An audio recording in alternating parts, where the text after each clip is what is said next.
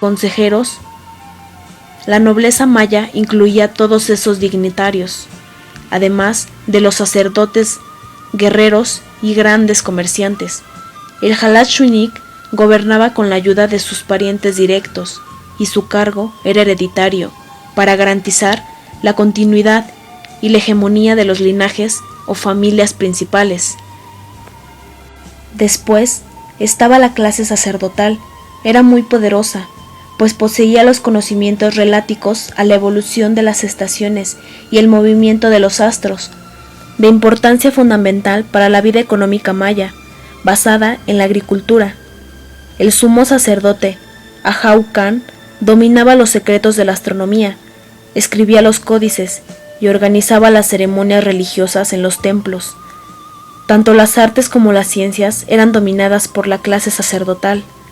Debajo del sumo sacerdote se hallaban los hakim, encargados de los discursos religiosos. Los chilán eran adivinos y los abmen, hechiceros o brujos. Seguidos de estos estaban los artesanos y campesinos. Los artesanos y campesinos constituían la clase inferior. Se dedicaban al trabajo agrícola y a la construcción de obras públicas. Pagaban impuestos a las autoridades civiles y religiosas. En la parte más baja de la pirámide social se encontraban los esclavos, integrada por prisioneros de guerra o infractores criminales o tributarios obligados al trabajo forzado hasta que reparasen los daños causados. Los campesinos residían en las periferias de las ciudades, pagaban tributos, trabajaban en las construcciones monumentales y participaban en las actividades ceremoniales de las ciudades mayas. Y por último, estaban los esclavos. El último escalón social era ocupado por los esclavos, o pepentajov. En su mayoría se trataba de cautivos de guerra provenientes de otras ciudades o pueblos. Además, también los integraban los delincuentes y personas que se habían vendido para pagar los tributos. Con frecuencia, ellos eran ofrecidos en los rituales de sangre. Los mayas nunca llegaron a formar un imperio unificado, hecho que favoreció la invasión y dominación de otros pueblos. Las ciudades formaron el núcleo político, social y religioso de la civilización maya, donde existía en estado teocrático.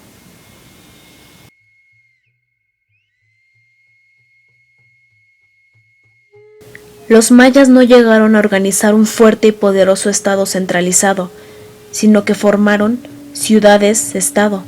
En realidad, las ciudades mayas importantes controlaban las aldeas y tierras próximas. No había ningún poder o institución que las unificase. Cada estado estaba gobernado por un Xalach-Xunik, verdadero hombre, cuyo cargo hereditario. Sus funciones eran dirigir la política interior y exteriormente, percibir impuestos y cumplir con funciones militares y osas. Era asesorado por jefes locales, regionales, sacerdotes y consejeros especiales. Los mayas nunca constituyeron una unidad política conjunta, fueron identidades independientes que podían tanto fusionarse como alianzas estratégicas o matrimoniales, como enfrentarse una contra otras. El Batab era un jefe local encargado de asegurar la marcha correcta de su villa, dirigir a sus soldados y encargarse de los asuntos locales. No percibía impuestos, a pesar de representar al Xalach-Xunik. Las funciones menores eran los tupiles, encargados de hacer respetar la ley. El jefe militar era el Nacom, elegido por un periodo de 3 años.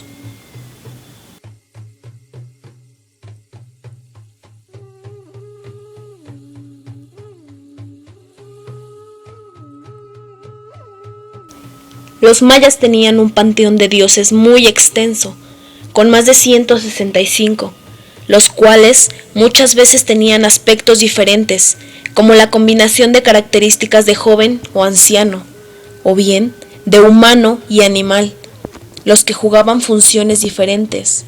Los reyes eran la encarnación del dios del maíz, como lo muestra en su arte cerámico los murales de San Bartolo, o el Popol Vuh. Entre los más importantes están Itzamna, dios máximo de los mayas yucatecos. Se trataba de una deidad dual que representaba, por una parte, a un dios celeste con aspecto humano y por otra a un dios del inframundo con apariencia de cocodrilo o dragón. Itzamna era hijo de Hunabku, el creador. Habitaba en el cielo y era venerado por los sacerdotes y las altas jerarquías. Simbolizaba el cielo, la tierra y sus confines. En su forma humana es un anciano con un gran ojo, enorme nariz y boca desdentada. Itzel es la diosa maya de la luna, esposa de Itzamna. Se le consideraba también diosa del parto, de la procreación y de la medicina. En ocasiones está representada como una mujer anciana rodeada de símbolos de muerte y destrucción, con una serpiente sobre la cabeza y huesos cruzados sobre sus faldas. También tenía personificaciones de agua, ya que estaba estrechamente relacionada con los lagos y los ríos subterráneos.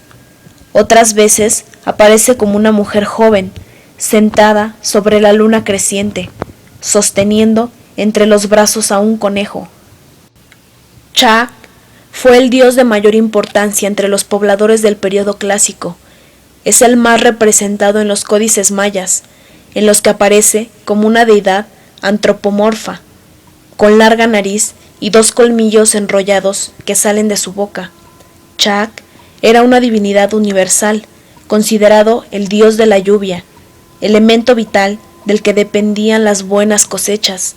Su figura está representada en mascarones murales que adornan las fachadas de los templos en muchos centros ceremoniales de toda la península de Yucatán. Hunab o Hunabku era el dios único y supremo de los mayas. Creían que su corazón y su mente está en el centro del universo, y solo a través del sol podían comunicarse con él.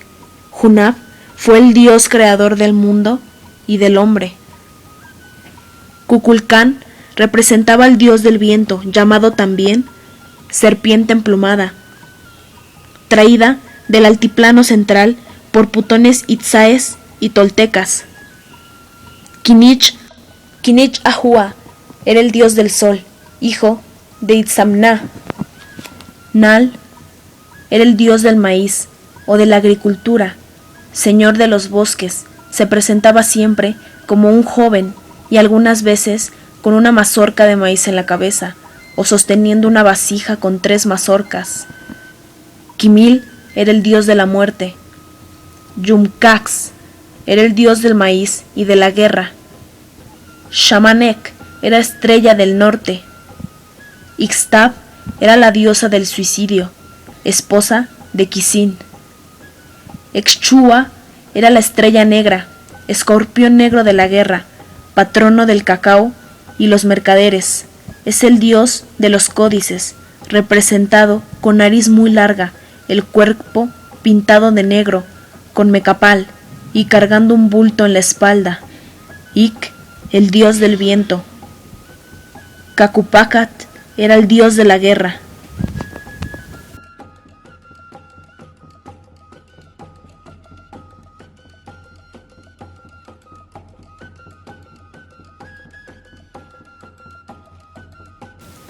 Tikal se ubica en Guatemala.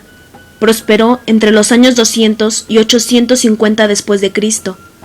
Alcanzó una población arriba de 60,000 habitantes, con una superficie relativamente pequeña. Tikal fue una de las ciudades más importantes de la región. Su historia está marcada por los constantes enfrentamientos entre los pueblos vecinos. Se dice que Tikal fue gobernada por Teotihuacán. Copán se encuentra en Honduras. Su cenit corresponde a los años 400 y 800 después de Cristo. La ciudad cuenta con un registro histórico que cubre la mayor parte del periodo clásico y que ha sido reconstruido en detalle por arqueólogos y epigrafistas. Copán, originalmente, probablemente llamado Oxhuitil por los mayas, era una poderosa ciudad-estado, gobernando un vasto reino en el sur de la región maya. El Palenque se sitúa en el estado de Chiapas, en México. Floreció entre los años 600 y 800 después de Cristo. El verdadero nombre de la ciudad antigua del Palenque es la Camjá, que significa el lugar de las grandes aguas. La acepción Palenque significa estacada o empalizada, que se refiere a un redondel de madera para proteger el sitio. Palenque fue la ciudad más importante de las tierras bajas occidentales durante el periodo clásico tardío y llegó a su apogeo entre los años 600 y el 800 después de Cristo. Muy bien conservada, la abundancia de restos arqueológicos, arquitectónicos, pictóricos, textos escritos, entre otros, han hecho de Palenque un lugar esencial para que los arqueólogos descifren las líneas de las escrituras mayas y sus relatos cosmológicos. Uxmal se erigió en el estado de Yucatán, en México. Su apogeo se dio entre los años 600 y 900 después de Cristo. La antigua ciudad maya de Uxmal se localiza en el estado mexicano de Yucatán, a tan solo 62 kilómetros al sur de la capital, Mérida. Esta impresionante zona arqueológica es la más grande e importante ciudad de la llamada zona Puc maya, una región de la península de Yucatán en la que se han hallado numerosos yacimientos arqueológicos que comparten similitudes en su estilo arquitectónico. Puc significa colina en lengua maya y se le llamó así a esta extensión de territorio que se caracteriza precisamente por sus pequeñas colinas. El nombre de Uxmal deriva de la palabra maya Oxmal, que significa 3 veces, y según las hipótesis al respecto, se refiere a las veces que la ciudad tuvo que ser reedificada. De ahí que en la mayor parte de las crónicas de Uxmal se le llame a esta la ciudad 3 veces construida.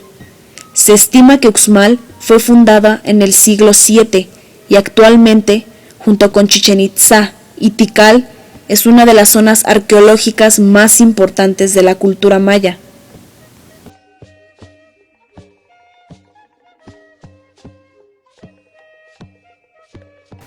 La arquitectura maya es única y espectacular, como la arquitectura griega o romana, con construcciones de varios miles de años. Las obras arquitectónicas mayas más conocidas son las pirámides escalonadas mayas.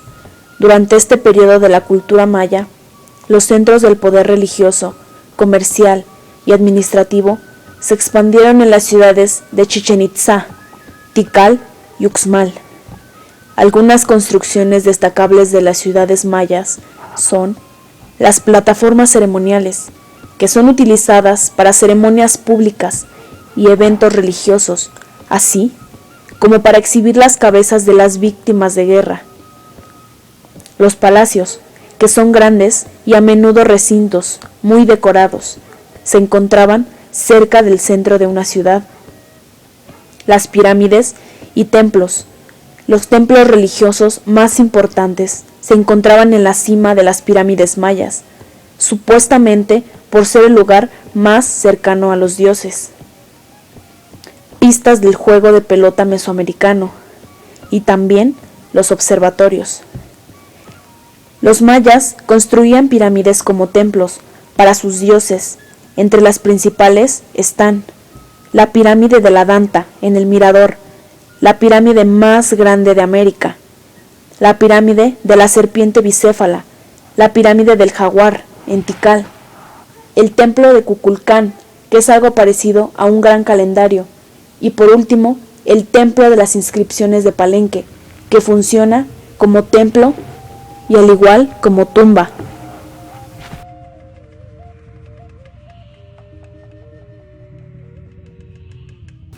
Las esculturas mayas incluyen una gran variedad de manifestaciones, altares, estelas, lápidas, dinteles homorfos, tableros, tronos, columnas, figuras de bulto y marcadores de juego de pelota. Sus principales características son la utilización del relieve, la monumentalidad en el tratamiento de los temas, el uso del color en el acabado superficial, la dependencia del ámbito arquitectónico, la profusión de signos caligráficos y ornamentales, la relevancia de las líneas curvas y el carácter abigarrado y escenográfico de la composición. Las estelas conmemorativas son magníficos trabajos, entre los que destacaremos las de Tikal, Copán, Quiriguá y Cobán. Se trata de enormes lajas de piedra clavadas verticalmente en el suelo, en la que los escultores mayas tallaron en bajo relieve imágenes del jubileo de sus reyes. Se erigían al finalizar un periodo temporal concreto, cada 5 y cada 20 años, y en ellas, mediante jeroglíficos, se narraban los acontecimientos más importantes del reinado. Excelentes son los dinteles figurativos que flanqueaban las puertas de los palacios y templos de Yaxchilán, los altares de piedras negras y los zoomorfos de Quirigua, aunque quizá la cumbre de la escultura maya sean los paneles de los edificios de Palenque, el palacio y los templos de las inscripciones, el sol, la cruz y la cruz foliada constituyen uno de los mejores ejemplos de cómo el hombre es capaz de plasmar en piedra su universo religioso.